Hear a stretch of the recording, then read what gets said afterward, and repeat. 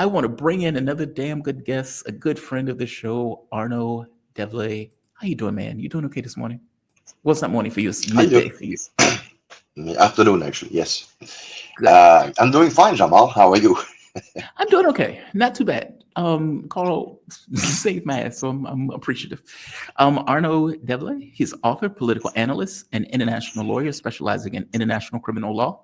The latest book, Foreign Entanglements, Biden, Ukraine, and the Fracturing of American Political Consensus. Arnaud, there's a lot of big news that has taken place. And so you are the man I really want to talk to. For one, give me your take on what is taking place in regards to the European meeting outside of just the humiliation of that meeting, and we can step into it from there. This is one of the pictures that is going around the world where people are effectively laughing at Europe. All of these leaders with Trump giving them their marching orders and telling them what to do. And Ursula von der Leyen, he kicked her out the room at one point. He told her to leave. This is about leaders. You're not the leader. Nobody elected you. And then to make it even worse, he gets up in the middle of the conversation and says, I'm going to go call Putin. That's what I'm going to do. And they're like, hey, wait, you want to do that now? Yes, I want to do that right now. And just gets out the room and just goes and walks and calls Putin. What the hell? What the hell? Give me a take on this, on just the weirdness of all of this, a parade of buffoons from Europe following Zelensky to be his comfort animal, and get utterly humiliated, completely humiliated. Give me your thoughts. Well, where do I start? So much to unpack here. Well, let's make one thing clear from the get-go. Trump hates all that bunch of people. Maybe Meloni gets a pass, but by and large, everybody else on that panel, he just cannot stand them. And it's not as much a personal animosity as it is basically an animosity that stems out of being the alpha male in a room full of political midgets. And so the very way they went about trying to get included in the discussions, and they begged and they cried and they moaned, and the whole thing was just pathetic from the get-go. All this to, in effect, trying to coach Zelensky in order to avoid a repeat of what happened back in Feb. Yeah. In the Oval Office. So, and if you want my opinion, with a mitigated result, because if you recall the sequence when the guy says, there's a journalist asking Zelensky whether or not, he could be in a position to hold elections. And Zelensky says, well, it's not in our constitution during wartime. And he says that right next to Trump. So Trump, and I was like, oh my God, here comes the blow up. And Trump kind of like looks at him with a smirk and goes, oh, well, I know what I got to do in 2028. you know? He's like, so I'm at war. I don't have to go to have elections. He's like, oh, that's good to know. Yeah. So I'm thinking, what S show, Yeah. This is terrible. It looks terrible that all the markings of a performative, let's get a summit for a summit's sake, get a few photo ops, but nothing really substantial came out of it, in a way, either from Alaska or nor in DC. So we're not necessarily more advanced on the substance of the matter than we were a week and a half ago, I would say. And right now, we keep hearing this notion of deploying European troops. That's a red line for the Russians. We have Meloni throwing Article 5-like mechanism. So what? I guess you would insert those in that series of bilateral treaties, mutual assistance, military assistance you guys signed individually with Ukraine. Is that it? So, essentially, it looks like they're trying to get around the prohibition on NATO per se being included in the equation of a problem, a solution to the problem, by inserting something that speaks like a dog, barks like a dog, and walks like a dog. It's essentially NATO. I mean, let's recall for our viewers that World War I and World War II became world wars because of those kind of arrangements. right I there. mean, if not for those alliances between France and the UK on one side and Poland on the other, we would not have had either one of those two declaring war on Germany. Keeping in mind that there were already arrangements for the Czechoslovakia with the Mhm. Sudetenland, and that somehow was averted, in March 1939 in extremis. So, to the extent we have a political bloc, i.e., the EU, which is politically in its own existential crisis, that is about to get the sole reason for this militaristic discourse that they've been having the last 6 7 months. This rearming program, and trying to pickpocket, their own constituents at the tune of 800 billion in order to down the road be able to confront Russia, be it in 2028, 2029. But they cannot step back from this. A lot of political communication has gone into it, and so how would they now somehow content themselves with going back to the humdrum of domestic politics in a situation where their economy is ruined. There's a lot of political instability in all of those countries. It's a non-starter. So I think they're trying to somehow massage Trump. They're trying to preserve his ego, don't get in his way, but somehow suggest what are essentially uh, um, new iteration of the same thing. Mhm. To make a long story short, right? I Then there's the issue of no no again Zelensky. I mean, what Zelensky is not legitimate. So how can we even have him meet with Putin, right. short of wanting to, breathe life into this guy's political career, which is pretty moribund by now? I mean, you give him a huge rehabilitation on the international stage in doing so. And so I don't understand that. I posted a couple of postings on the issue, which basically called into question the fact that this notion that you would want to resolve, the conflict before the guns go silent. This would require they're going about it the wrong way. You got to have an election first, or you got to have a decree that hands over the reins of power to the head of the Rada, at the very least, someone who's legally uh, uh, entitled, abilited to sign documents. You know, because what tells us that by the time we have a somewhat resolved resolving formula of the conflict, then they decide to go and hold elections, which we know is going to happen down the road. We have many objective indications of that, not least of which is the Vogue portfolio layout of Zaluzhny. They are prepping her. Somebody in the UK immediately denied that she was, essentially gathering a team of pundits and election experts. When this was put out there on the internet. Yeah. So when they deny it, it means it's true. So they're prepping the guy, and it's almost like a fait accompli. They might get a couple of other candidates to give the chance for perception management, but the next guy will be Zaluzhny. Well, Zaluzhny is a military man. He has the respect from the troops all the way down to the rank and files. And so at some point, following his own script, he could very well say, well, you know what?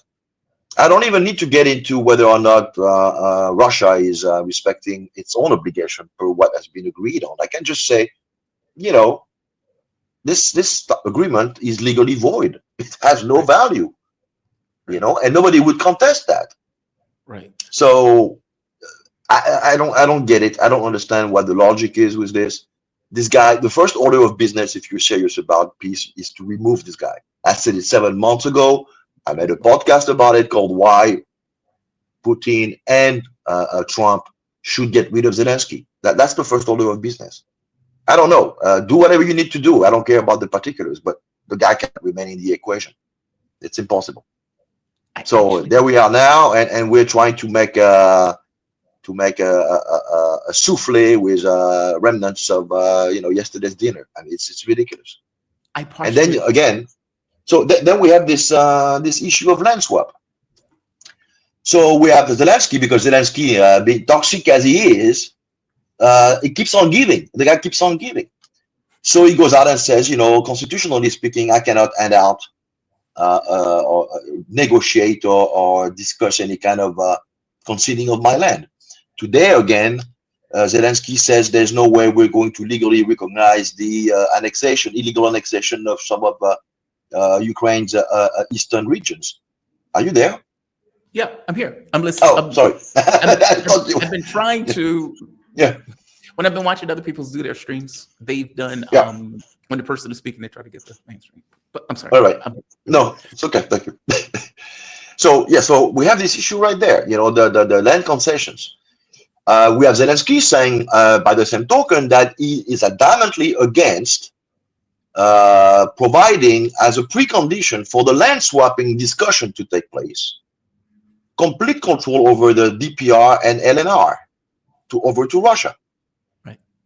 Pretexting that it would provide an anchor point to Russian troops so they could extend their offensive westward, which is already happening anyway. But so it looks like at every step of the way, the guy is basically saying, no, this I cannot do. No, this I can, which prompted Lavrov to say, well, it's funny because when it comes down to suppressing ethnic minorities' right to speak their own language, then the Constitution in this case does not apply. Yep. So we have three main situations, three main problems. This ineligibility, this lack of standing, this lack of ability to sign any kind of document, and I would even say, for that matter, to even negotiate and discuss, be part of any kind of process. This disqualified the whole thing right there. Ab initio. That's number one.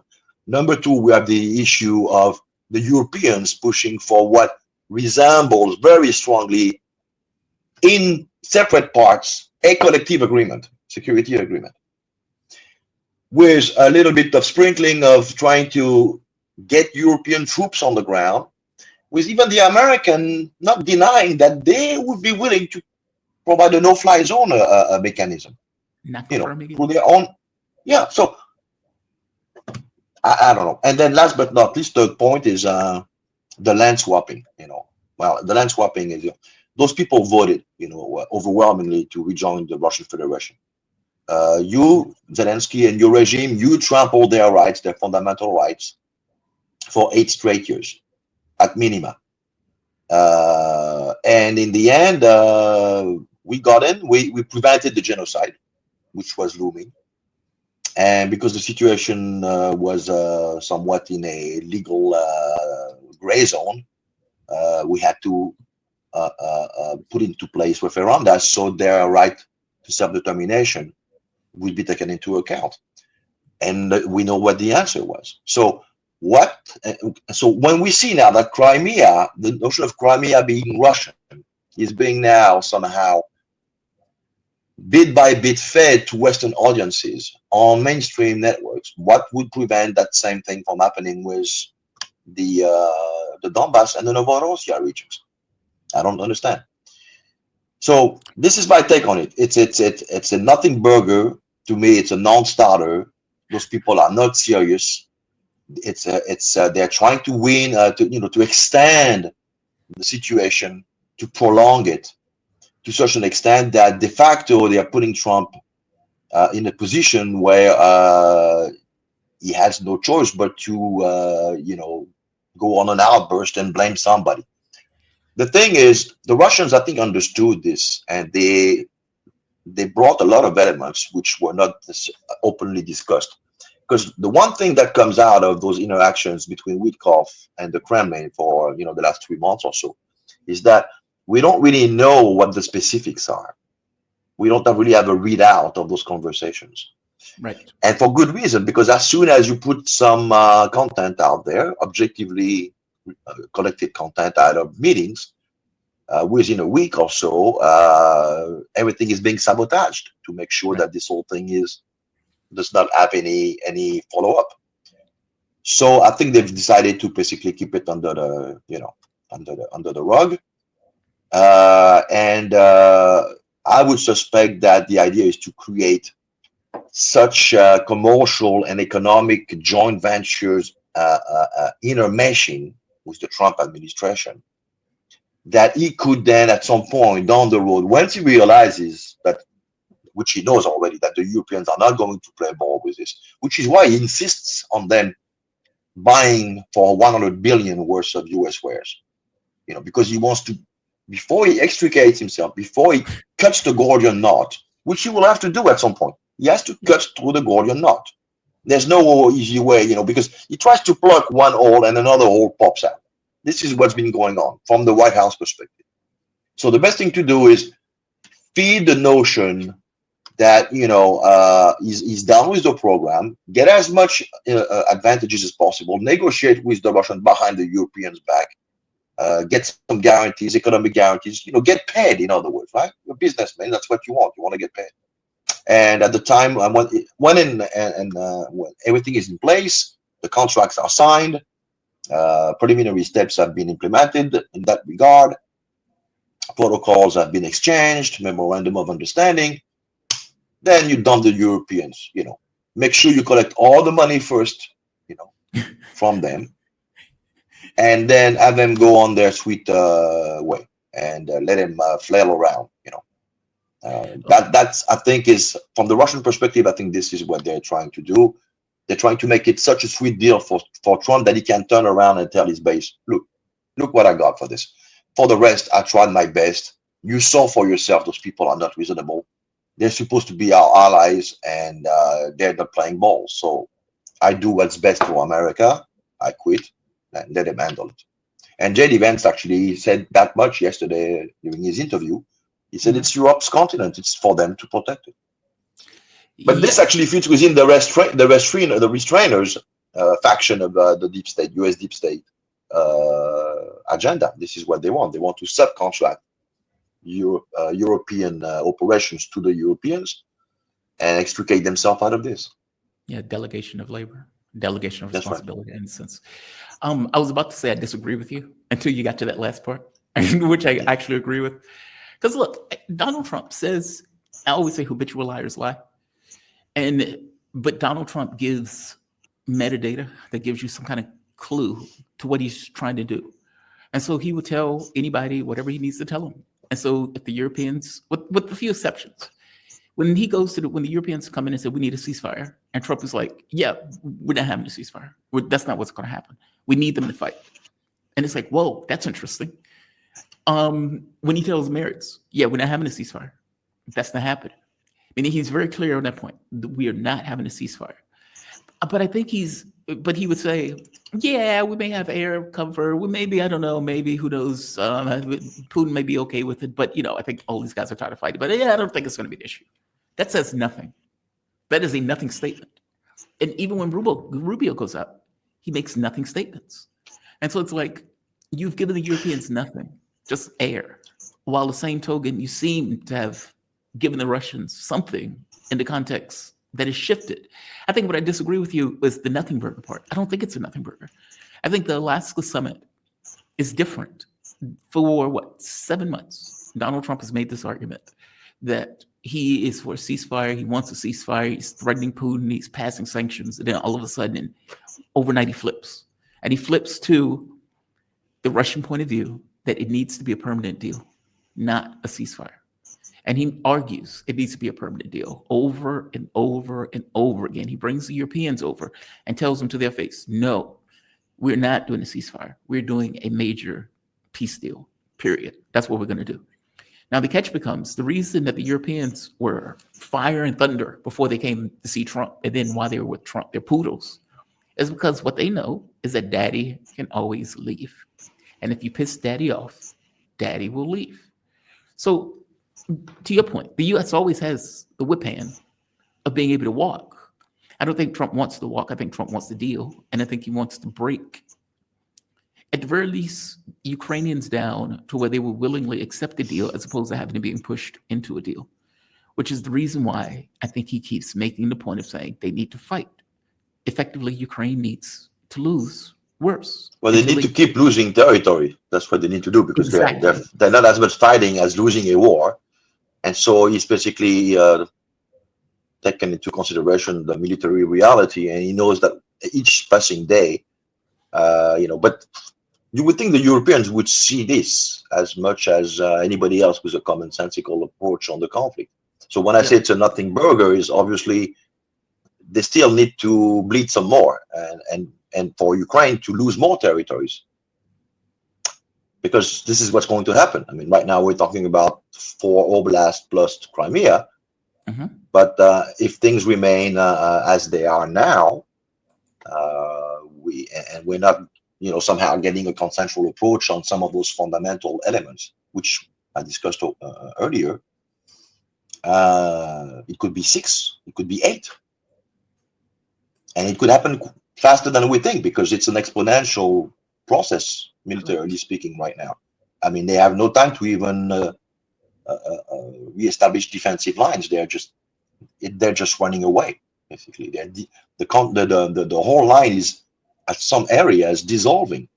They sent like a battalion, elite Azov battalion, to try to furiously, reverse some of the losses last week in the Pokrovsk cauldron area, and that failed. So I think they run out of options. This is we're close to a breakthrough, and I think the Dnipro region, the Kharkov region, the Sumy region would soon become, being a proposed referenda, before the year is over. I do think. God, I got to play this clip before you go. Since you mentioned the weapons, it's not just the weapons. It's not just the weapons. So listen to Scott Benson when he pointed this out. This is outrageous. And if you're a European, I think I said the other day, if you're German and you are Oh my sitting God. here listening to Yeah. this, oh God, you have to be outraged. This is Yes, Benson. of course. Listen to what he says. 10%. I think President Trump is very vigilant. Right now, we are selling arms to the Europeans, who are then selling them on to the Ukrainians, and President Trump's taking a 10% markup on the arms. So maybe that 10. Did you hear that? He's Yes, selling I did. weapons to the Europeans, basically selling weapons to the Ukrainians who Europeans are going to buy, and he's charging a 10% markup on the weapons that he's selling them just for hashtag reasons. Well, he has to finance that Riviera in Gaza. That's It's an outrageous. And they're investment not tool. even hiding that, by the way. They're saying that on Fox. No, they don't care. Yeah, we're charging you guys a markup. Thanks. Thanks for that. And the Europe is like, thank you, Daddy, give me more. Hit me some more. Hit me. Yeah, it's crazy. No, it's crazy. It's surreal. I know. And there's two more things. So, or this is one thing, but it's quotes by Lavrov, because Lavrov gave an interview, and in the interview he says something, two things that are newsworthy. One, he points out, where's it? Right here. If the Zelensky regime now rejects all the characteristics already, talks about nuclear weapons, joining NATO, about abandoning neutrality, then they're probably the very grounds that were the basis for recognizing Ukraine as an independent state would disappear. Effectively, look, if you don't come to Jesus, you will not exist going further as an independent state. Period. The other quote that Lavrov made has to do with Donald Trump that I also find to be interesting.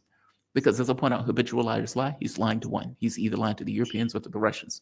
So Lavrov says, I reiterate, the Alaska summit demonstrated that the United States administration is genuinely committed to a settlement, not to rearm Ukraine for war, as occurred after the Minsk agreements, but to ensure the crisis never reoccurs, guaranteeing the lawful rights of all states in the region and peoples inhabiting them.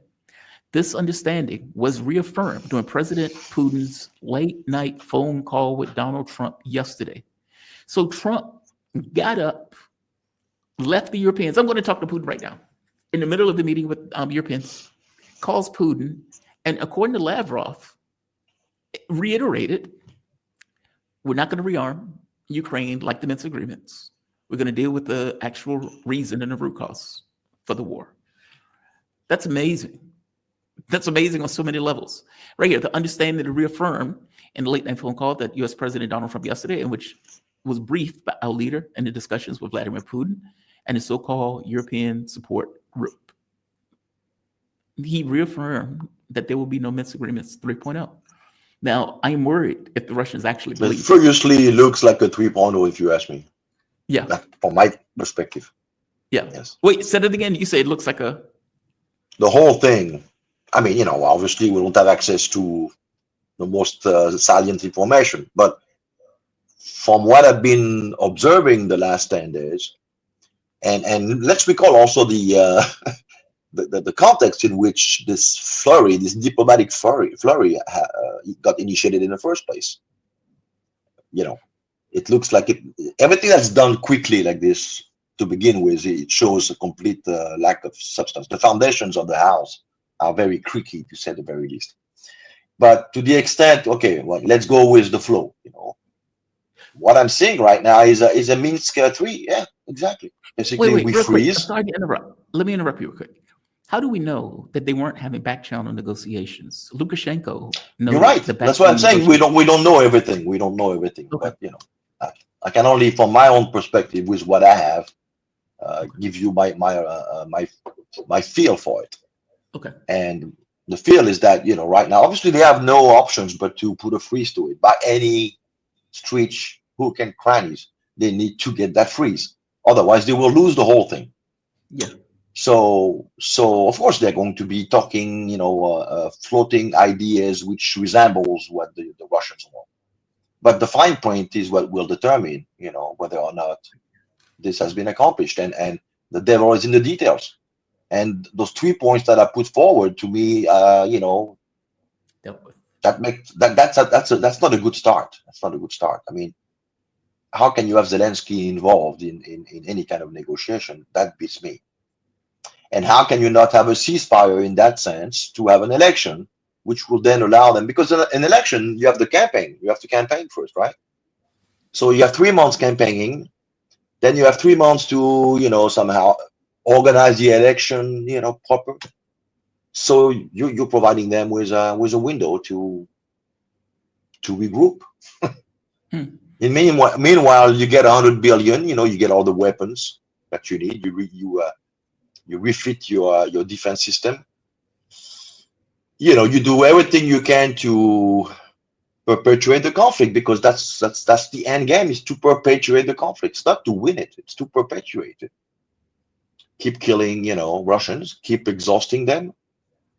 That's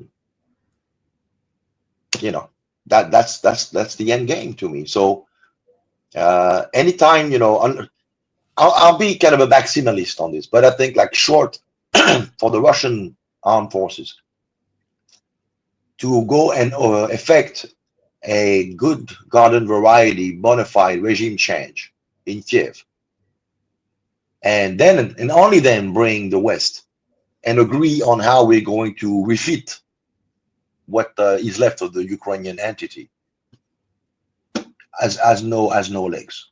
That's my take on this. Yeah. And I think I heard Mark Sloboda might not have been saying it in those exact same words, but we're not far apart on this. It's just, Yeah, Mark's you have to keep going. yeah, you have to keep going. Yeah, you have, because you're going to end up with a banderist regime no matter what happens. Even if you remove the clown, you're going to end up with the big oaf of Zelensky. So, but they're the same. I mean, the guy, for those who might doubt it, there's pictures of him galore on the internet with a Bandera portrait behind on the wall. So now you need to decapitate and denazify or debanderize, whatever you want to call it. You have to do a year zero, Ukraine year zero, and start from scratch. And it took 7 years in Japan for the occupation, the US occupation after the defeat of Imperial Japan under MacArthur to from 45 to 52. The SCAP was, basically completely reconditioning Japanese society. And that's what you need to do in Ukraine, because you need to go deep to the roots of all those manuals and school books, which to this day today are indoctrinating youngsters in Ukraine. So even if you get rid of the regime in that first step, you need to stick around and make sure that the kids who are coming right behind it don't grow up to be, easily manipulable by agent provocateur. So that's where we are right now. I mean, that's my perspective on the whole thing. Fantastic breakdown. Fantastic breakdown. Thank you. Really good. Thank you. Arnaud Develay. He is author, political analyst, and international lawyer specializing in international criminal law. His latest book, Foreign Entanglements, Biden, Ukraine, and the Fracturing of American Political Consensus. Thank you for this, man. I really do appreciate it. Thank you. My pleasure, Jamal. Enjoy the rest of your day. All right. Arnaud gave a great